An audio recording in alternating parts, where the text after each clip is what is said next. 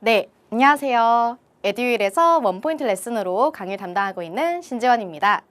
자, 오늘 드디어 24년 계리직 시험이 진행이 되었습니다. 자, 시험 보시느라 너무너무 고생 많으셨고요. 드디어 여러분들께서 너무나도 기다리고 계실 텐데 한번 이번 시험이 어떻게 진행되었는지 그러한 난이도와 함께 그리고 나왔었던 출제 문제에 대한 각각에 대한 설명을 한번 드려보는 시간을 가져보도록 할게요.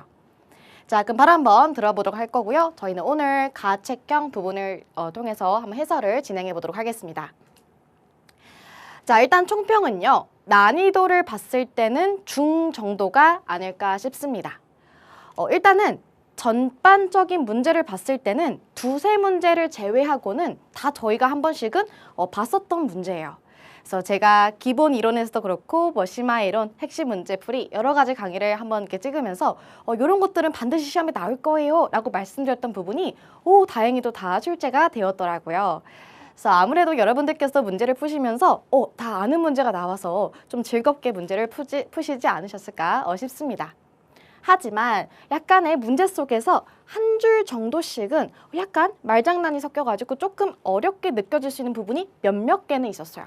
근데 하지만 거기에 휘말리지 않고 우리가 알고 있는 그 이론을 딱 통해서 문제를 풀이하셨을 때는 정확하게 딱 그 틀린 단어가 있거든요. 그래서 그것만 콕 집으셔서 잘 문제를 푸셨더라면 그래도 어려움 없이 문제를 푸실 수 있을 거라 생각을 합니다. 그래서 전체적으로 봤을 때는 다 출제 예측한 파트에서 문제가 출제되었다라고 볼 수 있고요. 다만 이제 두세 문제 정도는 좀 만점 방지용 부분으로 조금 생소한 문제가 출제가 되었어요.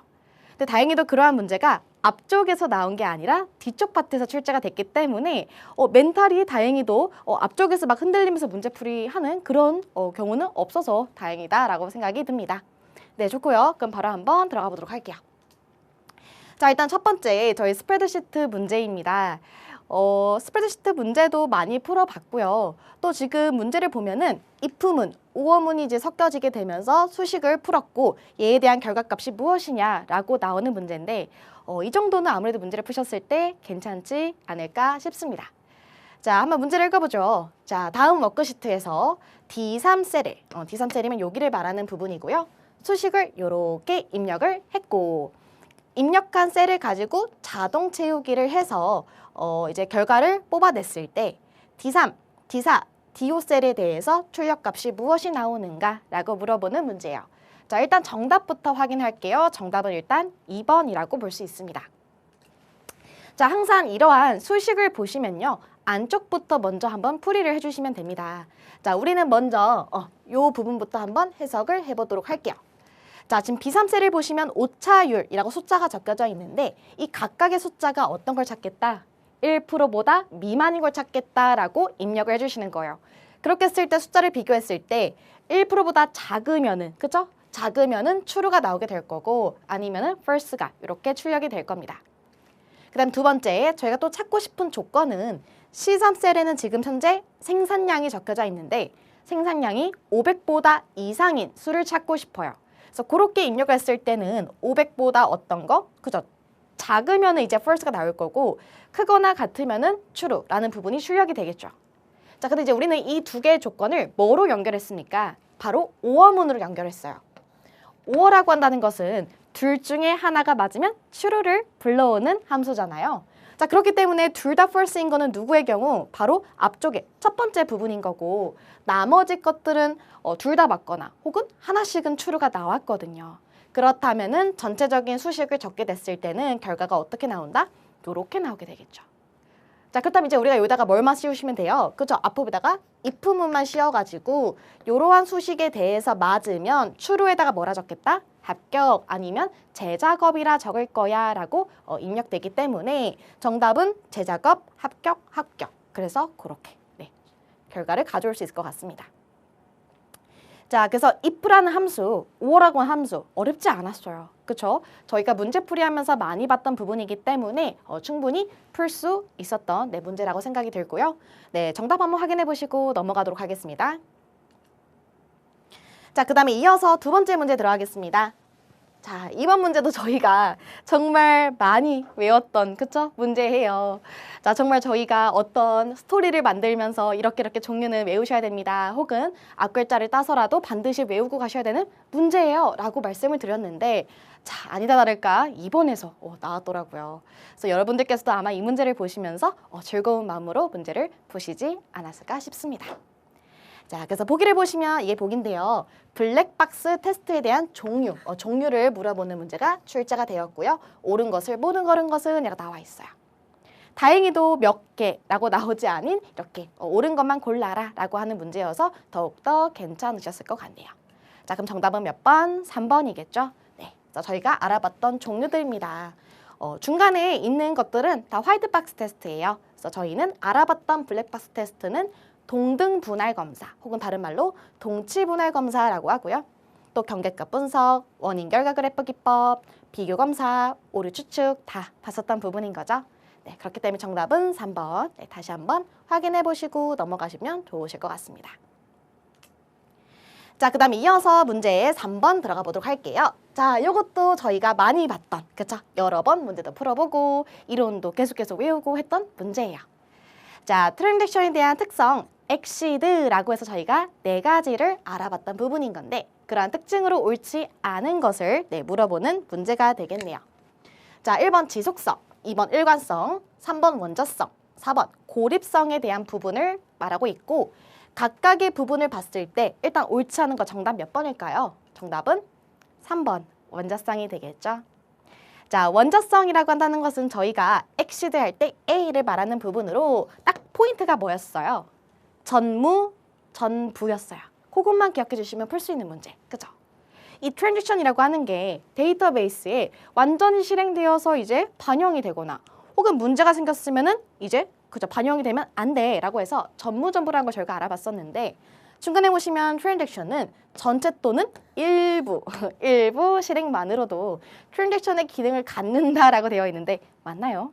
아니죠. 그쵸? 그래서 딱 3번 보기를 보면서 오 하고 너무 쉽게 나왔기 때문에 환호성을 내지 않았을까 싶습니다. 자, 그래서 이 부분이 틀린 거죠. 전무, 전부. 완전 실행되거나 완전 실행되지 말아야지. 왜 중간에 일부만으로도 트랜잭션의 기능을 갖나요? 그래서 잘못된 거는 3번이라고 볼 수 있습니다. 자, 그럼 나머지 보기도 한번 간단하게 살펴보죠. 자, 지속성이에요. 지속성은 뭐예요? 이 완전한 트랜잭션이 완전히 잘 반영이 되었으면은 그 지속이 어떻게? 쭉, 그쵸? 가야 돼. 그 부분인 거죠. 그래서 트랜잭션이 실행을 성공적으로 완료하면 결과는 영속성이다. 저희가 알아봤던 문장 그대로 출제되었습니다.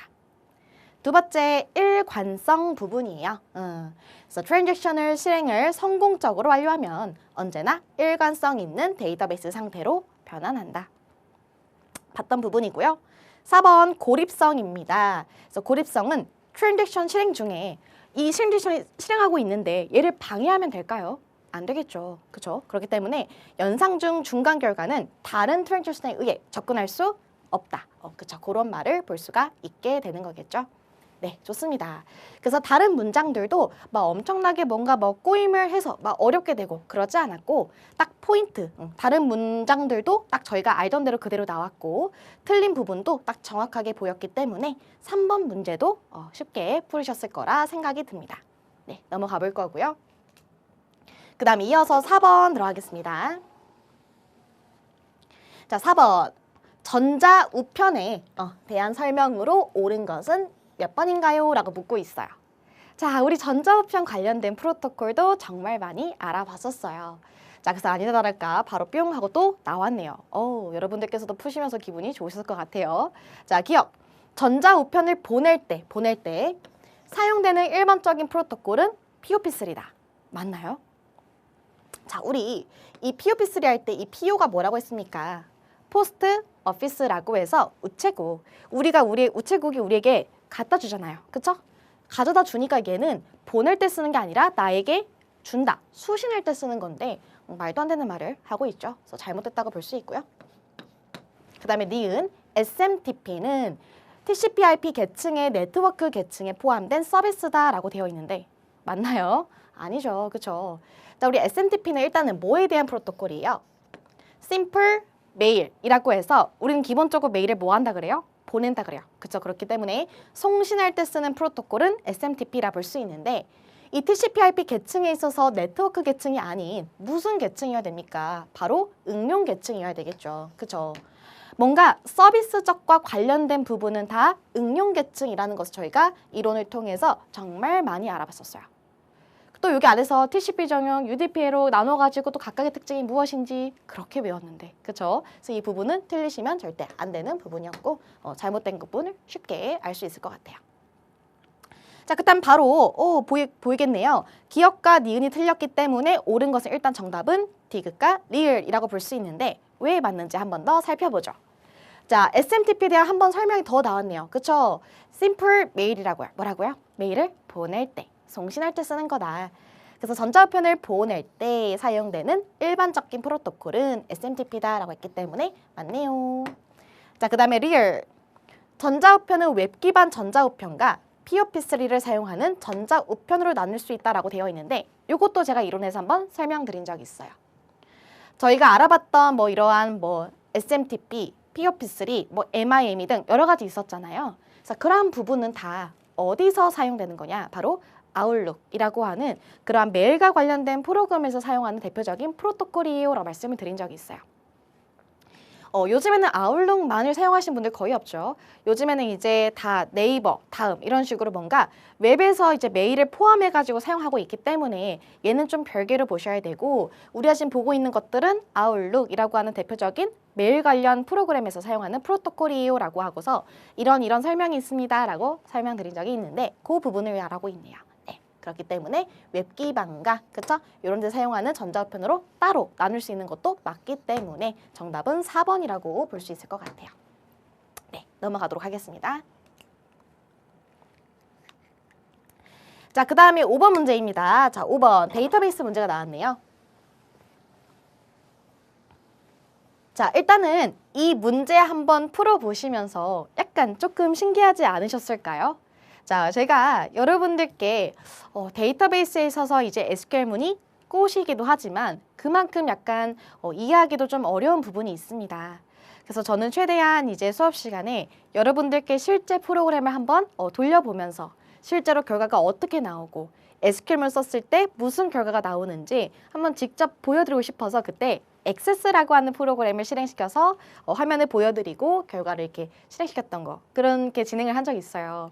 근데 시험지를 딱 봤는데 딱 저희가 익숙하게 봤던 그 액세스 프로그램에 대해서 테이블이 적혀져 있고 결과가 나와 있었죠. 그래서 조금 신기한 부분이 있었습니다. 그래서 이런 부분으로 좀 신기하긴 했지만 이런 문장 자체는 물론 저희가 다 배웠던 부분이긴 하지만 약간씩 좀 헷갈려서 그렇게 반갑지 않은 문제가 될 수 있을 것 같아요. 자, 그다음 한번 천천히 한번 살펴보죠. 자, 5번. 보기의 테이블은 지금 현재 하나, 둘, 세 개가 있습니다. 이 세 개를 참조해서 과목 번호가 뭐인 거? 과목 번호가 C. 413에 등록하지 않은 사람에 대한 이름을 검색하고 싶다라고 되어 있어요. 자, 그럴 때 SQL문 결과값을 도출하기 위한 SQL문으로 옳은 것은 무엇인가요? 라고 묻고 있네요. 자, 일단은 저희가 문제를 풀기 전에 테이블 한번 쭉 보고 들어가겠습니다. 자, 지금 이러한 테이블에 보시면은 번호 적혀져 있고요. 어떠한 이름 적혀져 있고요. 그다음에 크레딧, 디파트먼트, P 넘버, 그죠? 엄청나게 이름 많이 적혀져 있고 스튜던트도 마찬가지로 번호, 이름, year, 부서, 그죠? 그리고 또 enroll 테이블에는 이러한 값이 적혀져 있어요. 그래서 이러한 세 가지 테이블을 이제 참조를 해서 우리가 만들고 싶은 건 이러한 결과로 과목 번호가 C413에 등록하지 않은 것입니다. 자, 그다음 먼저 저희는 정답부터 한번 확인해 보죠. 정답은 일단 몇 번? 정답은 1번이라고 볼 수 있어요. 자, 이 문제를 접근하실 때는 맨 처음부터 그냥 다 하나하나 해석하지 마시고요. 저희가 배우셨던 부속질에 대한 특징이 있었죠. 그 특징부터 먼저 보고 그거를 걸은 다음에 나머지 한번 보시는 거예요. 자, 부속질이 SQL문이 두 가지가 있는 걸 부속질이라고 하는데 그 부속질의 특징이 무엇입니까? 바로 어디랑 어디가 같아야 돼요. 우리가 먼저 메인 쿼리에 있어서 요 where에 있는 요 속성명과 서브 쿼리에 있는 select의 요 부분이 어떤 것만? 그쵸? 같은 것만 저희가 이제 부속질을 쓸 수 있다 했었잖아요. 그렇기 때문에 2번 보기를 보면 여기랑 여기가 같나요? 틀려요. 그렇죠? 그렇기 때문에 2번도 땡이고 그 다음에 3번 보기를 보면은 얘는 같고요. 4번 보기를 보면 얘는 다르잖아요. 땡. 걸을 수가 있는 거죠. 그래서 이런 식으로 먼저 부속질에 대한 특징으로 봐서 2번과 4번은 아니구나라고 걸은 상태에서 이제 해석을 해주시면 되는 겁니다. 자, 그럼 봐보죠. 자, 1번. 지금 1번 보기를 보시면 중간에 not in이 들어갔어요. not in. 자, 우리 여기가 중간에 만약에 요런 게 있었더라면 서브컬에 있는 값이 결과가 하나가 출력됐을 때라고 볼 수 있고요. in이 들어가게 된다면은 이 서브컬에 있어서 검색되는 값이 여러 개일 때, 그죠? 그렇게 말할 수가 있어요. 그래서 만약 in만이 들어갔더라면은 요 서브컬에 나와 있는 값에 해당되는 거를 검색하겠다 조건으로 라고 말할 수 있는데 저희는 아닌 걸 찾고 싶은 거잖아요. 아닌 거, 그쵸? 이 과목 번호가 C413이 아닌 걸 찾고 싶기 때문에 뭐가 들어가줘야 된다? not in이 들어가줘야 돼요. 그쵸? 그래야 여기를 검색했을 때 요 번호가 C413이 아닌 거에 대한 조건을 가진 뭐를? 스튜던트란 테이블에서 사람의 이름을 검색하겠습니다 라고 들어가줘야 맞는 부분이 되는 거겠죠. 자, 그래서 저 옳은 거 정답 몇 번? 1번이라고 해서 이렇게 접근할 수 있을 것 같아요. 자, 그럼 3번 보기는 왜 틀리며 어떤 문장이 들어가야 옳은 문장인 건지 한번 확인을 해보도록 할게요. 자, 우리가 exist라고 하는 것도 문제풀이를 해보면서 한번 말씀을 드린 적이 있습니다. 자, in이나 exist나 결국에 뭔가 비슷한 유형이긴 한데요. 약간 차이점이 있으면은 이제 검색하는 그런 우선순위와 그리고 좀 적은 양일 때, 많은 양일 때 이러한 차이점이 있어요. 일단 in 같은 부분은 적은 양일 때는 뭐 상관이 없는데 만약에 여기 밑에서 뭔가 검색해야 될 값이 정말 많다. 큰 데이터베이스다. 그러면은 exist 쓰는 게 맞고요. 그리고 exist에 대한 특징상 얘는 먼저 이제 서브 쿼리를 메인 쿼리를 먼저 해석한 다음에 서브 쿼리에 들어오게 되는데 이 exist는 무슨 특징이 있어요? 값이 있으면 true. 그러면서 이제 검색이 되어지는 거고 앞에 not이 붙으면 어떤 의미예요? 여기에서 검색되는 값이 없으면 true예요. 그렇죠? 값이 없어야지만 검색이 되어지면서 이제 이루어지는 거지 값이 있으면은 출력이 안 돼. 그게 바로 not exist였습니다. 근데 지금 보시면 자 밑에 한번 보실게요. 지금 보시면은 우리는 검색하겠습니다. 요 번호를요 from enroll table에서 where 조건이 뭐예요? 요 번호가 C413인 거라고 되어 있는데 enroll table에는요 C413이 있어요. 있으니까 검색이 안 될 거예요. not exist 특징이 없어야지만 검색이 되는 건데 여기 밑에 있는 값이 있으니까 반대로 값이 검색이 안 되겠죠. 그러니까 이건 아예 그 문법상 틀린 부분이기 때문에 옳지 않다고 볼 수 있습니다. 그러면 만약에 not exist를 썼을 때 값이 출력되고 싶어요. 그러면 중간에 뭘 삽입해야 되냐? 중간에 where절 보시면 지금은 요 값이 C413인 거라고 적혀져 있는데 요 앞쪽에다가 적어주셔야 돼요. 아니면 뒤에다가 and라고 해가지고 우리는 번호가 같은 거 어디서? 스튜던트 테이블에 있는 요 번호와 인롤 테이블에 있는 요 번호가 같으면서 and 그러면서 뭐인 거? 요 값이 C413인 걸 찾겠다. 그래야지 not exist를 들어오게 되면서 값이 검색되어집니다. 조금 헷갈릴 수 있는 부분이었을 것 같아요. 네, 그래서 일단 이렇게 해석할 수 있을 것 같습니다. 그래서 부속질은 일단은 요 where절에 있는 속성과 여기가 속성이 같은 거 그걸 먼저 보면서 값을 걸러내셔야 되고 우리가 알아봤던 not인가 not exist 그런 특징들을 한번 되살리면서 문제를 풀어보셨으면은 정답은 1번이구나 라고 접근할 수 있으셨을 것 같아요. 네, 좋습니다. 넘어가도록 할게요. 자, 그 다음에 이어서 문제 6번 들어가 보도록 할게요. 자, 소프트웨어 관련 문제 중에서 이제 생명주기가 출제가 되었네요. 자, 이번 문제는 유난히 이론 자체를 물어보는 문제가 좀 많이 출제된 것 같아요. 자, 그럼 다시 한번 살펴보죠. 자, 보기에서 소프트웨어 생명주기 모형에 대한 설명으로 옳은 것에 대한 개수 문제가 나왔습니다. 자, 한번 봐보죠. 기억, 폭포수 모형은 각 단계를 완전히 수행한 뒤 다음 단계로 진행하는 방식으로 개발 적용 사례가 많다라고 되어 있는데 맞는 말이죠. 저희가 기본 이론에서 이 문장 자체를 그대로 한번 배워보신 적이 있어요. 폭포수의 특징이 무엇입니까? 그러니까 말 그대로 폭포처럼 물이 떨어지면은 다시 돌려서 되돌릴 수 없어 라는 그런 특징으로 그 단계가 완벽해야지만 넘어갈 수 있는 그런 특징이 바로 폭포수였어요. 그렇기 때문에 각 단계를 완전히 수행한 뒤 다음 단계로 진행한다. 맞는 말이고요. 그리고 폭포수는 가장 전통적인 방식으로서 개발 적용 사례가 많다. 그래서 뭐 단독 사용하는 경우는 거의 없지만 여기저기 같이 쓰이는 경우가 많다라고 말씀을 드렸었는데 맞는 말이죠. 그래서 기억은 옳습니다. 자, 니은. 프로토타입 모형은 실제 개발될 소프트웨어 일부분을 개발해가지고 사용자의 요구사항을 미리 파악하기 위한 모형이다 라고 되어 있는데 이 부분도 맞죠. 이 문장 그대로도 저희가 배워본 적이 있습니다. 이 폭포수의 단점이 무엇이냐? 다음 단계가 진행되면은 다시 되돌릴 수 없어 라는 그런 특징으로 인해서 사용자의 요구사항을 반영하기가 어렵다는 특징이 있었잖아요.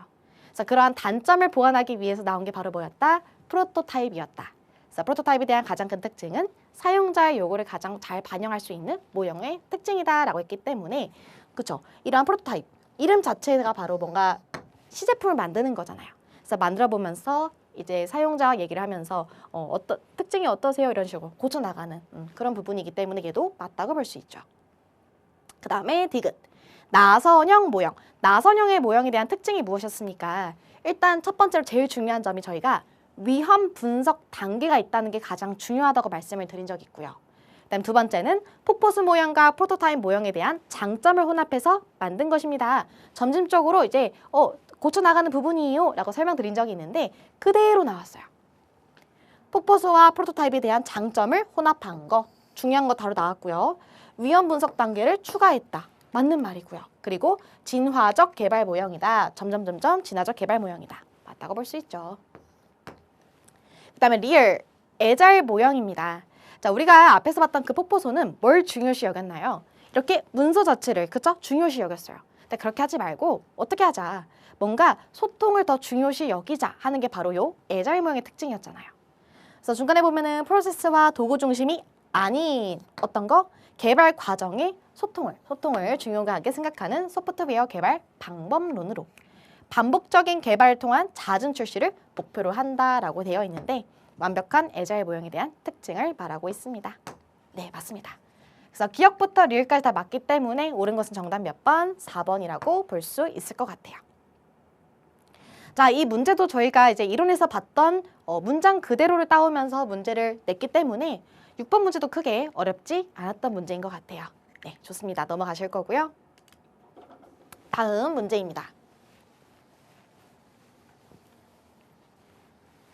자, 7번.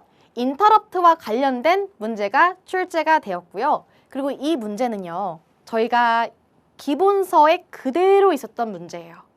제가 교환에도 넣어드렸었고 기본서에도 그대로 똑같은 문제가 나왔더라고요. 물론 인터럽트가 저번에 작년 시험에 출제됐기 때문에 연속적으로 물론 나올 수는 있지만 뭐 연속적으로 나오는 확률적으로 봤을 때는 조금 적을 것 같아요 라고 말씀을 드리긴 했는데 이 문제가 나왔어요. 근데 다행히도 이 문제는 저희가 그대로 정말 그대로 나왔던 부분이기 때문에 이 문제 또한 약간은 조금 헷갈릴 수 있지만 그래도 많은 분들께서 맞추시지 않으셨을까 싶습니다. 자, 일단 정답은 4번이에요. 우리가 알아봤던 우선순위는 외부 인터럽트가 가장 우선적이었고 두 번째는 내부, 세 번째는 소프트웨어 인터럽트였어요. 외부 인터럽트가 뭐였습니까? 바로 이제 하드웨어 쪽과 관련된 게 바로 외부 인터럽트였어요. 그래서 순서는 여러 가지 중에서 정말 그대로죠. 그죠? 첫 번째는 뭐부터? 전원 이상. 그죠? 저희가 이제 컴퓨터 사용하다가 컴퓨터의 콘센트는 주로 어디에 있다? 발 밑에 있다. 그래서 발을 꼼지락꼼지락 하면서 하다가 스위치를 잘못 눌러버리거나 코드를 잘못 뽑혀버리면은 인터럽트가 발생된 거잖아요. 그렇죠? 그렇기 때문에 우선순위를 봤을 때는 하드웨어 쪽, 그중에서 뭐가 전원 이상이 첫 번째다라고 했기 때문에 니은이 먼저 시작이 되는 거고요. 그다음 두 번째, 기계 착오였어요. 그렇죠? 뭔가 하드웨어 쪽 기계가 망가지는 거, 그런 부분. 세 번째, 외부 신호. 저희가 PC방 가시면 PC방 그 돈 얼마 내고서 몇 시간에 얼마 이렇게 해가지고 하잖아요. 그때 외부적인 신호, 타이머가 딱 끊기면 어떻게 돼요? 컴퓨터 딱 꺼지잖아요. 그런 부분도 세 번째로 외부 신호다라고 말씀을 드렸었고요. 4번, 입출력. 입출력이 끝났으면 어떠한 신호를 주는 것도 하나의 인터럽트라고 했었습니다. 그래서 그런 인터럽트가 네 번째고요. 다섯 번째는 잘못된 명령. 그 다음에 프로그램 검사. 마지막은 슈퍼바이저 콜이라고 해서 SVC까지가 있었습니다. 정말 교재 그대로죠. 완전 적중이에요. 그래서 이 문제를 그대로 나열했을 때는 정답은 보기 4번이라고 볼 수 있을 것 같아요. 그래서 이 문제는 기본서를 정말 꼼꼼히, 교환을 꼼꼼히 여러 번 보셨더라면 중요도가 떨어져가지고 그렇게 다른 걸 더 많이 보셨기 때문에 그렇게 막 머릿속에 엄청나게 남진 않더라도 그래도 아 맞아 이런 순서였지라고 풀 수 있으셨을 것 같은데 만약 이 부분을 작년에 인터럽트 나왔으니까 이번에 안 나오겠지라고 그냥 훌쩍 대충 보고 넘기셨더라면 많이 헷갈릴 수 있는 그런 문제가 아닐까 싶습니다. 네, 좋아요. 넘어가도록 할게요.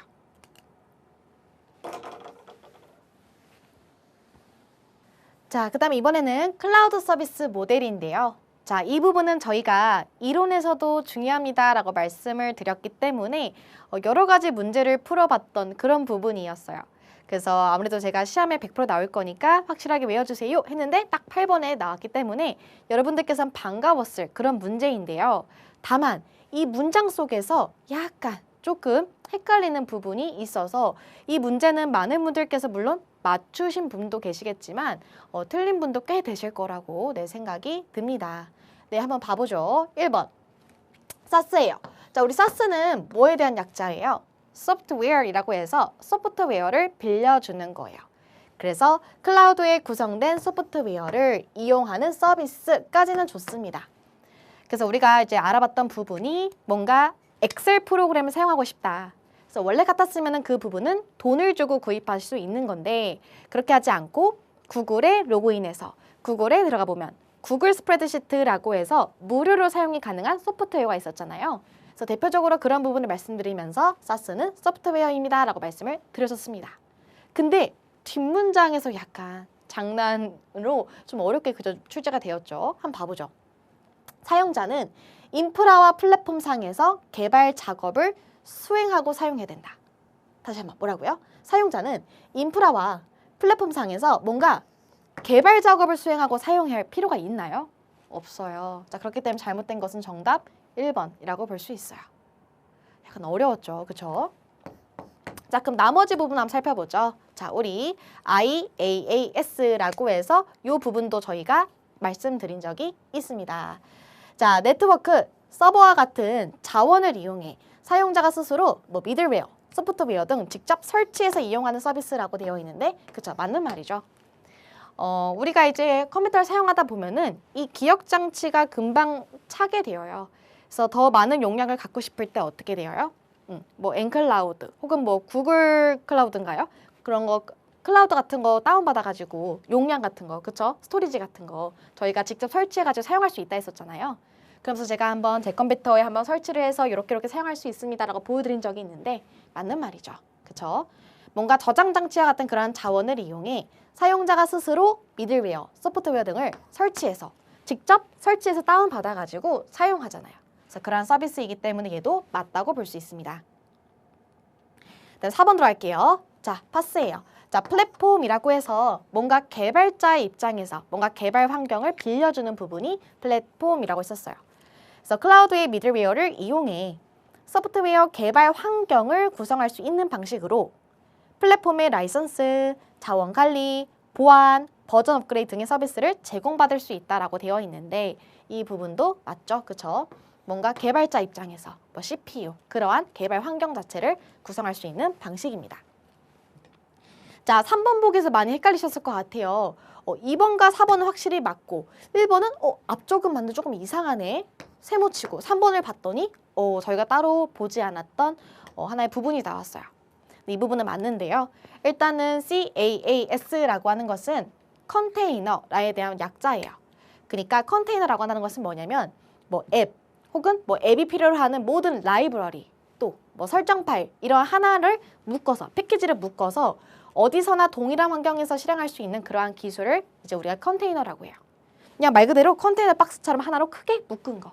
그걸 말 컨테이너라고 하는데 카스는 바로 서비스형 컨테이너는 공급자가 기업의 컨테이너 워크로드를 관리, 배포 및 확장할 수 있는 플랫폼을 제공하는 클라우드 서비스라고 볼 수 있어요. 그래서 대표적인 예시가 바로 구글 클라우드 런이라고 볼 수 있습니다. 그래서 포인트가 뭐냐면 컨테이너 및 클러스터를 구동하기 위한 IT 리소스 기술로 어플리케이션 실행에 필요한 이런 것들, 이러한 환경을 제공하는 서비스. 라고 봤기 때문에 3번도 맞다고 볼 수 있어요. 그래서 이 문제는 저희가 100% 나올 거야 라고 열심히 달달달 외워서 갔는데 반가웠지만 이런 3번 보기는 좀 생소했고 1번 보기는 앞쪽은 맞지만 뒤쪽이 맞을까? 그래도 맞는 것 같은다고 3번을 찍으셨다면 틀릴 수 있는 그런 부분이었기 때문에 네, 조금 어려웠던 문제가 아닐까 싶습니다. 네, 좋아요. 넘어가도록 할게요.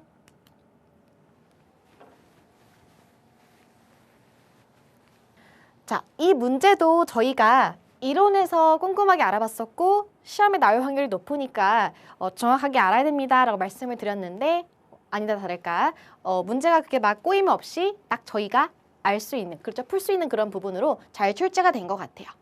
자, 그 먼저 한번 살펴보겠습니다. 정답은 몇 번? 2번이라고 볼 수 있어요.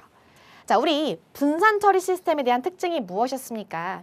분산 처리 시스템은 지역적으로 컴퓨터 시스템을 분류해 놓고 네트워크로 연결해서 처리해가지고 뭔가 처리 속도를 높이자라는 개념이 분산 처리 시스템이잖아요. 보기를 보시면 여러 사용자가 하나의 컴퓨터를 동시에 이용할 수 있도록 하기 위해서 CPU에 운영 시간을 잘게 쪼개서 처리할 시간을 여러 사용자에게 공평하게 제공하는 방식이다라고 되어 있어요. CPU의 시간을 잘게 쪼개서 처리하는 것은 누구의 특징? 시간을 쪼갠다, 즉 시분할의 특징이죠. 그렇기 때문에 정답은 2번으로 틀린 부분을 잘 고르셨을 것 같습니다. 자, 그다음 나머지 보기를 보면서 옳은 포인트 한번 확인을 해보도록 할게요. 자, 다중 프로그램이에요. 다중 프로그래밍에 대한 특징이 무엇이었습니까? 일단은 일괄 처리 시스템은 한 번에 하나만 처리가 가능했고 특히나 모일 때 입출력 장치랑 만나게 됐을 때 CPU의 효율이 뚝 떨어져 버리는 CPU가 유효시간이 생기잖아요. 그래서 그런 부분에 단점이 있었기 때문에 그런 단점을 보완하기 위해서 나온 게 바로 다중 프로그래밍 방식이었어요. 그래서 그 다중 프로그래밍 방식은 CPU를 놀지 않게 하자, 그렇죠? CPU를 계속해서 굴리자라고 해서 효율성을 극대화하자라는 목적으로 만든 게 다중 프로그래밍 방식이었고요. 따라서 여러 개의 프로그램을 주격 장치에 동시에 저장해 두었던, 그죠? 저장해 두고 처리하는 방식을 말한다 했었습니다. 이름 그대로죠. 다중 프로그래밍이니까 프로그래밍이 여러 개다라고 이렇게 기억해 주실 거고요. 그리고 밑에 보시면 하나의 CPU를 실행하는 방식이다라고 되어 있는데 요거는 이렇게 한번 설명드린 적이 있어요. 물론 CPU 안에는 여러 개의 코어가 있어서 그런 CPU의 개수로 말하는 것은 물론 옳지는 않지만 그래도 우리 시험에 있어서는 여러 개의 코어 말고 그냥 그거는 그냥 하나를 묶어서 하나의 CPU로 라고 알아두시는 게 좋을 것 같아요 라고 설명을 드린 적이 있는데 그 부분이 나왔네요. 그래서 하나의 CPU로 실행하는 방식이다 라고 출제되었습니다. 자, 그래서 다시 한번 짚어보도록 할게요. 다중 프로그래밍 방식은 CPU에 대한 효율을 극대화하자라는 개념으로 다중 프로그래밍, 그러니까 프로그램이 많은 거죠. 여러 개의 프로그램을 주격 장치에 동시에 저장해 두고, 그쵸? 물론 CPU 안에는 여러 개의 코어가 있긴 해서 CPU의 개수를 말하는 거는 뭐 약간 아닐 수도 있긴 하지만 저희 시험에선 그런 거 신경 쓰지 않고 그냥 단순히 몇 개로 하나의 CPU로 실행하는 방식입니다 라고 설명을 드렸기 때문에 이 부분은 맞다고 볼 수 있을 것 같아요. 그 다음에 3번 실시간 시스템이에요. 실시간 시스템에 대한 대표적인 예시가 뭐가 있을까요? 바로 기차 예약 혹은 뭐 영화 예약 이런 것들이겠죠. 바로바로 처리가 이루어지는 것들.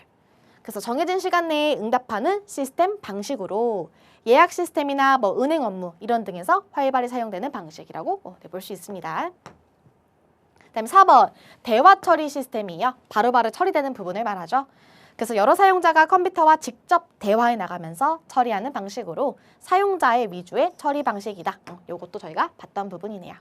네, 좋습니다. 그래서 포인트만 딱 봐주셨더라면 풀 수 있는 문제고요. 넘어가도록 할게요. 자, 그 다음에 10번이에요. 이 문제가 처음 보셨던 문제고 아마 다른 부분에 대해서 조금 쉽게 풀 수 있는 부분을 조금, 그죠? 전체적인 만점 방지형 문제를 이제 되기 위해서 아마 10번 문제를 낸 것 같아요. 그래서 현재 운영되고 있는 정보보호 및 개인정보보호 관리 체계에 대한 설명으로 옳지 않은 것을 묻는 건데 일단 정답 붙여보죠. 그래서 정답은 1번입니다. 저희가 물론 만점 받으면 좋지만, 그쵸? 정말 그 방대한 범위 내에서 저희가 이제 주로 알아봤던 부분은 시험에 정말 잘 나오는 엑기스만 뽑아서 알아봤거든요. 그래서 분명히 두세 문제 정도는 여러분들께서 모르는 문제가 나올 수 있고, 그 외에는 저희가 맞출 수 있도록 꼼꼼하게 수업을 진행을 하면서 알아봤던 부분인데, 그 중에 바로 하나가 바로 요거, 그쵸? 만점 반지용 문제가 이렇게 출제가 되었네요. 그래서 아마 이 문제는 찍어서 맞으신 분들은 꽤 되시겠지만, 그래도 모르신 분들은 다 틀릴 수 있는 그런 문제가 될 것 같아요. 자, 그럼 한번 봐보죠. 자, 일단은 정보보호 및 개인정보보호 관리체계, 이게 무엇인지 한번 의미 정도만 간단하게 볼게요. 그래서 정보보호 및 개인정보보호를 위한 일련의 조치와 뭔가 활동이 인증기관에 적합함을 인터넷진흥원 또는 인증기관이 뭔가 증명하는 하나의 제도를 말할 수가 있어요. 그래서 지금 보시면 이게 두 가지가 합쳐진 모습을 지금 볼 수가 있게 되겠는데요. 원래는 이제 개인정보관리체계 인증 PIMS와 정보보호관리체계 인증 ISMS로 원래는 나눠져 있었거든요. 원래는 개별로 이렇게 운영되고 있었던데 2018년 11월 7일부터는 하나로 통합을 해서 이제 통합 인증 제도로 사용되는 것이다라고 해서 이런 부분이에요. 그래서 이런 특징을 묻는 건데 1번 보기를 한번 봐보죠. 아까 1번 보기에서는 한국인터넷진흥원에서 제도 운영 및 인증 품질 관리, 인증심사원 양성, 금융 분야를 포함해서 인증 심사를 진행하고 있다라고 되어 있는데 왜 틀리냐? 자, 한번 그림을 보실게요. 제가 이제 거기 키사라고 하는 홈페이지에서 한번 캡처해서 가져온 부분인 건데요. 우리가 지금 현재 보고 있는 이 부분이 얘 같은 말이에요. ISMSP 같은 말인데 지금 보시면 밑쪽에 정책기관이다 해서 설명, 인증기관이다 해서 설명, 심사기관이다 해서 설명이 나와 있는데 인증기관만 한번 봐보실게요. 인증기관 보시면 인증위원회라고 해서 어떤 거를 주로 담당하나요? 제도 운영 및 인증품질 관리. 그래서 문제를 보면은 제도 운영 및 인증품질 관리. 여기까지 맞죠? 두 번째, 또 보시면은 인증심사원 양성이라고 되어 있어요. 이 부분도 맞아요.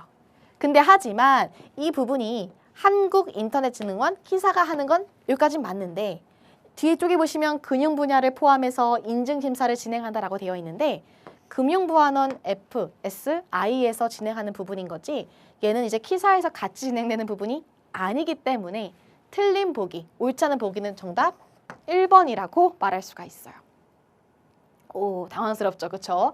저희가 따로 보지 않았던 부분이기 때문에 맞으셨으면 찍어서 맞으면 좋겠지만 틀린 부분도 꽤 되실 거예요. 그래서 하여튼 이런 부분으로 설명을 드릴 수 있을 것 같고요. 나머지 보기도 한번 살펴볼게요. 자, 보기 2번.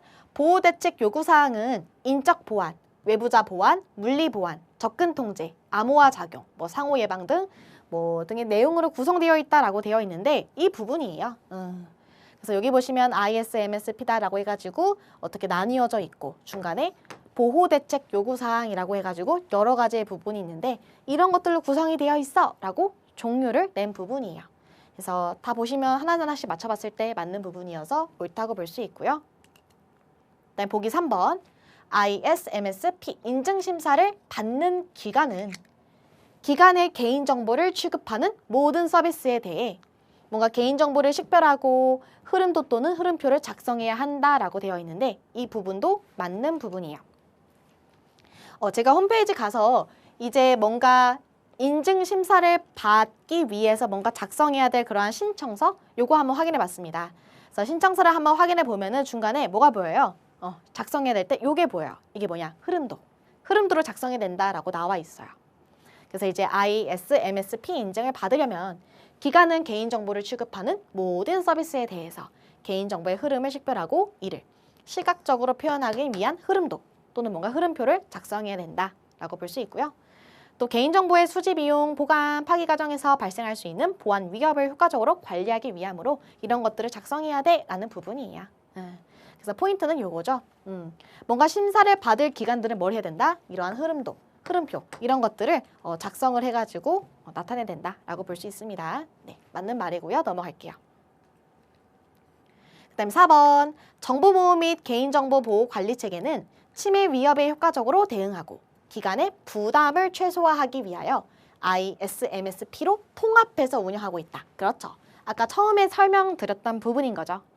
원래는 개별적으로 따로 운영하고 있었지만 지금은 통합을 해서 이러한 명칭으로 통합해 사용하고 있다라고 말씀을 드렸기 때문에 이 부분도 맞다고 볼 수 있어요. 네, 그래서 새로운 이론이라 이런 게 나왔다라고만 확인을 한번 해주실 거고요. 그 다음에 11번이에요. 자, 그 다음에 저희가 11번에 있는 블록체인이요. 블록체인 나왔죠. 그쵸?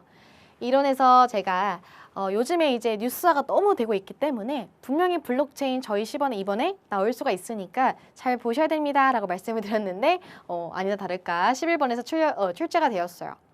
근데 이제 조금 아쉬운 부분이 말씀드렸던 이제 부분이 나오기도 했지만 4번과 같이 이제 낯선 보기가 보여서 이게 운이 좋으면 찍어서 맞출 수는 있지만 이게 조금 아쉽게도 틀린 부분도 꽤 되실 거라 내 생각을 합니다.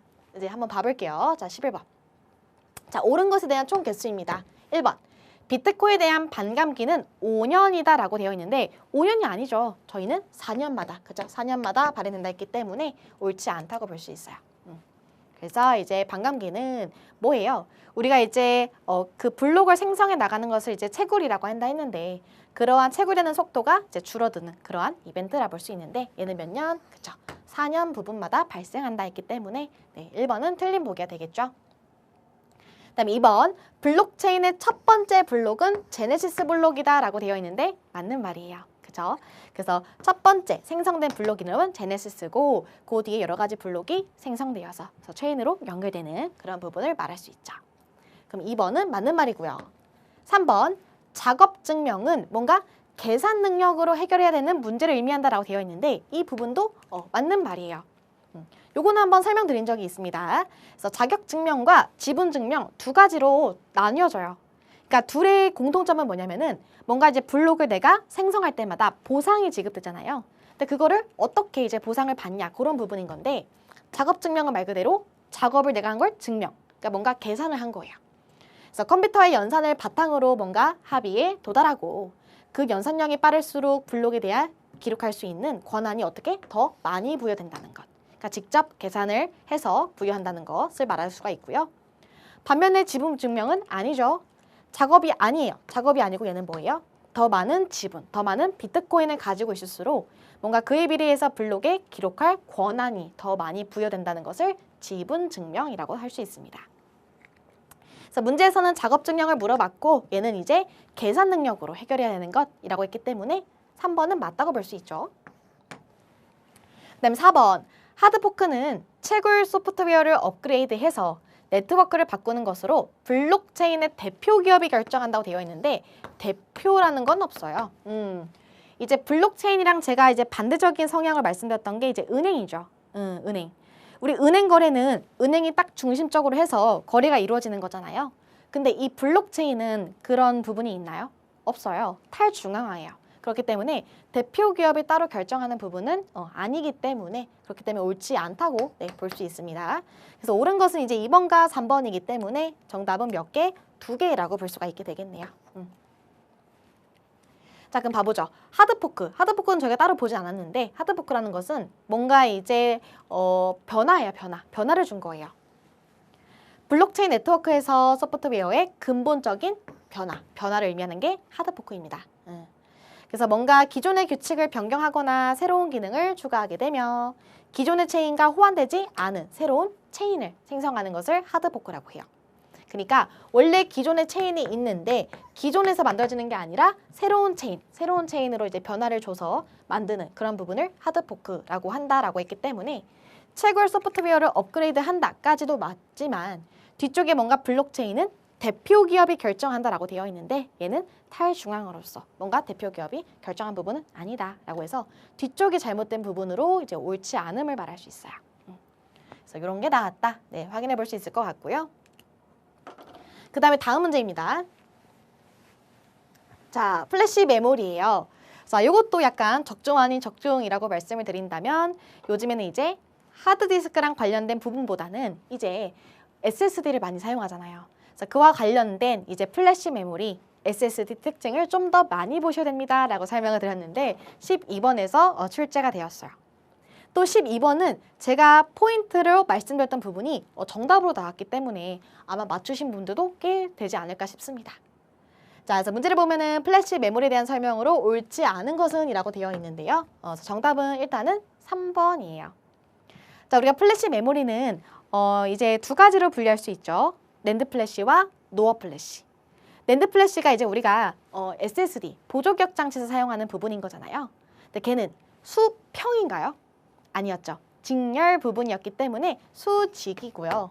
노어 플래시는 이제 우리가 반대로 수평, 병렬 부분이기 때문에 반대로 나왔어요. 그래서 잘못된 것은 정답 3번. 네, 그래서 옳지 않다라고 풀 수 있었던 부분인 겁니다.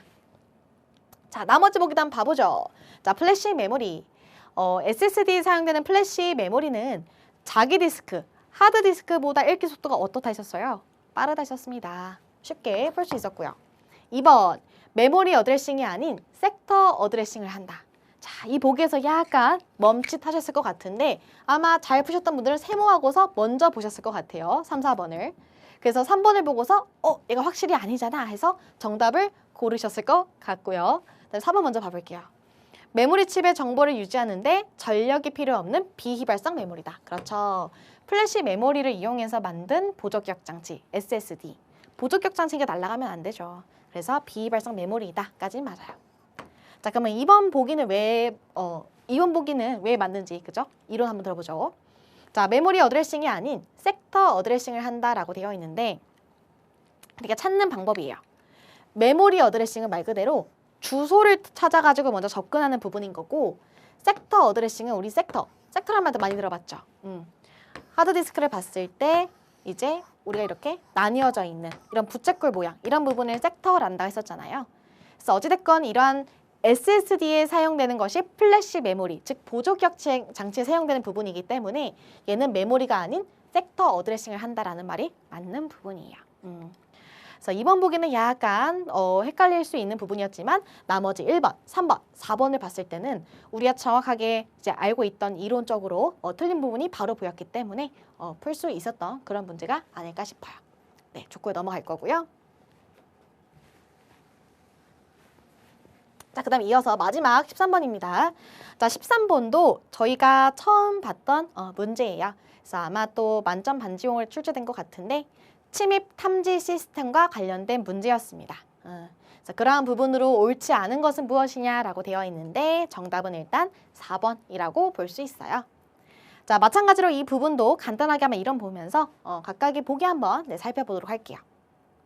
자, 일단은 침입 탐지 시스템이 무엇이냐라고 한다면은 뭐 이제 네트워크나 시스템에서 비정상적인 활동 혹은 뭔가 무단 침입을 실시간으로 감지해서 이를 관리자가 알 수 있도록 도와주는 하나의 보안 시스템이라고 볼 수 있어요. 그러니까 여러 가지 보안 시스템이 있죠. 근데 그 중에 하나가 이제 침입 탐지 시스템이 되는 거고 그런 특징이 있다. 그래서 얘는 뭐 모니터링, 지속적으로 감시도 하고 탐지해서 패턴을 식별하고 그다음에 경고, 뭔가 의심스러운 활동이 발견되면은 관리자가 조치를 취할 수 있도록 알림이 띄우는 그러한 역할이 침입 탐지 시스템이야 라고 볼 수 있어요. 자, 그러면 그러한 특징을 가진 침입 탐지 시스템에 대한 특징 1번. 데이터 필터링과 축약 단계에서는 효과적인 필터링을 위해 데이터의 수집의 규칙을 설정하는 작업이 필요하다라고 되어 있는데 네, 맞는 말입니다. 아까 얘에 대한 특징이 지속적인 감시를 한다, 모니터링, 그리고 비정상적인 활동을 뭔가 패턴을 식별하면서 탐지한다 했었잖아요. 그렇죠? 그렇기 때문에 뭔가 기본적으로 옳은 행동에 대해서 뭔가 규칙을 설정하는 그런 작업이 필요합니다. 이 행동을 벗어났을 때는 얘는 비정상적인 활동이야 라고 인식을 해야 될 거 아니에요. 그렇기 때문에 그러한 부분을 위해서 데이터를 수집하는 그런 규칙을 설정하는 작업이 필요하다 라고 볼 수 있을 것 같아요.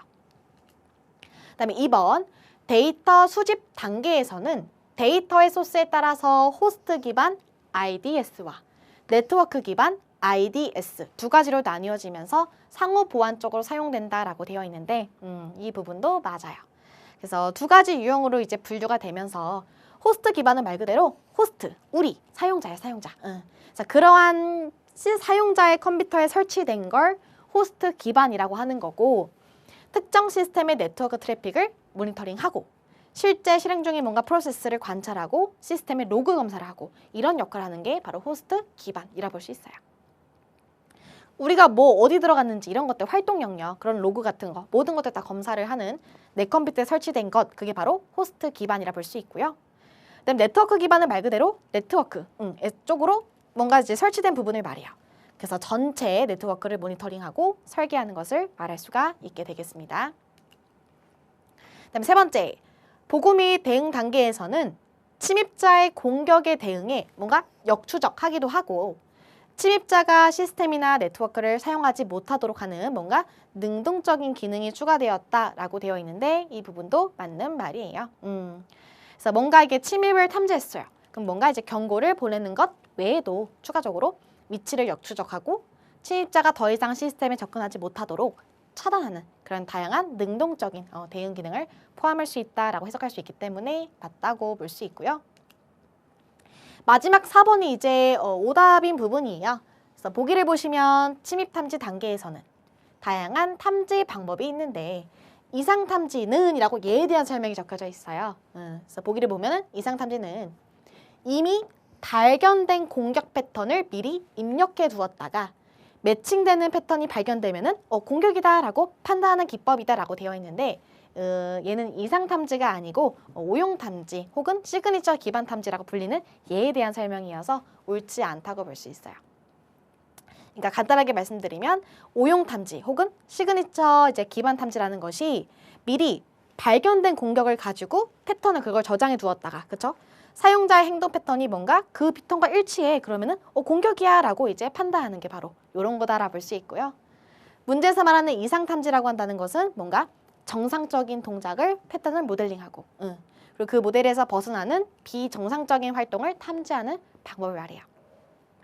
그래서 미리 발견된 공격 패턴을 사용하는 것이 아니라 그냥 비정상적인 행동을 탐지하는 것, 그게 바로 이상 탐지였기 때문에 잘못된 것은 정답 4번이라고 볼 수 있을 것 같아요.